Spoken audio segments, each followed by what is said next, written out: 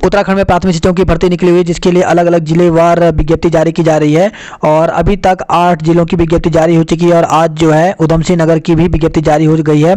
तो इसके साथ ही आप जो है उधम सिंह नगर जिले की जो फॉर्म है वो हमारे डिस्क्रिप्शन लिंक से डाउनलोड कर सकते हैं।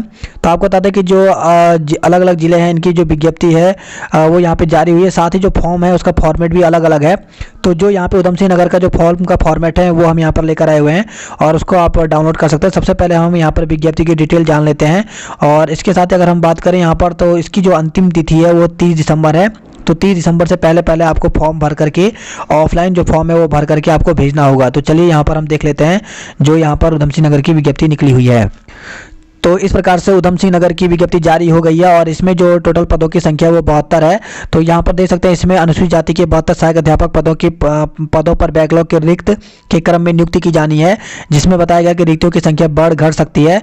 और जो इसमें जो यहाँ पे बताया गया कि इसके लिए जो अभ्यर्थी यहाँ पर फॉर्म भरना चाहते हैं उनके पास या तो BEd या फिर DLED या फिर BTC इनमें से कुछ भी होना चाहिए। साथ ही आपका टेट पहला क्वालिफाई होना चाहिए, यानी टेट फर्स्ट जो है वो क्वालिफाई होना चाहिए, तभी आप इसके लिए आवेदन कर सकते हैं। तो यहाँ पे देख सकते हैं इसमें जो बताया गया एज जो रखी गई है वो 21 से 42 साल तक रखी गई है और इसमें बताया गया है कि जो फॉर्म भरने की जो अंतिम तिथि है भेजने की वो 30/12/2020 5 बजे तक आपका जो फॉर्म है वो कार्यालय में पहुंच जाना चाहिए। इसके बाद स्वीकार नहीं किया जाएगा और फॉर्म जो है वो आपको पंजीकृत स्पीड पोस्ट के द्वारा ही आपको यहाँ पर भेजना होगा। इसके साथ ही जो फॉर्म है इसके ऊपर आपको मोटे अक्षरों में लिखना होगा सहायक अध्यापक राजकीय प्राथमिक विद्यालय जनपद उधम सिंह नगर हेतु आवेदन पत्र और विज्ञप्ति संख्या आपको डालनी होगी।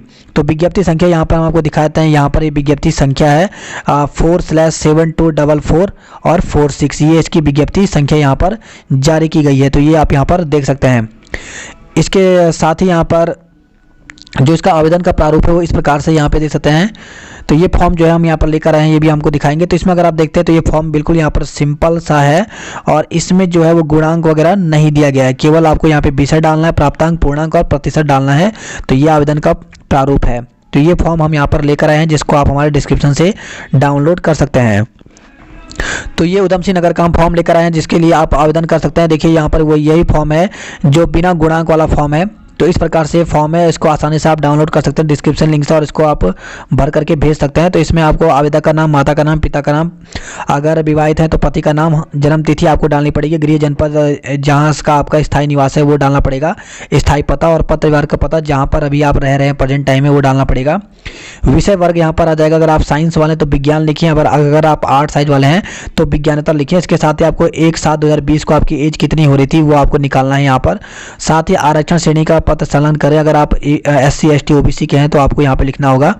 मोबाइल नंबर आपको डालना है। इसके बाद हाई स्कूल में आपने कौन से वर्ष में किया, श्रेणी क्या थी, विषय कितने थे, ये आपको डालना पड़ेगा। इसी प्रकार से इंटरमीडिएट, फिर स्नातक और उसके बाद अगर आप DLED वाले तो DLED वाले अभ्यर्थी यहाँ पे सैद्धांतिक और प्रयोगात्मक थ्योरी और प्रैक्टिकल के नंबर आपको अलग अलग डालने पड़ेंगे।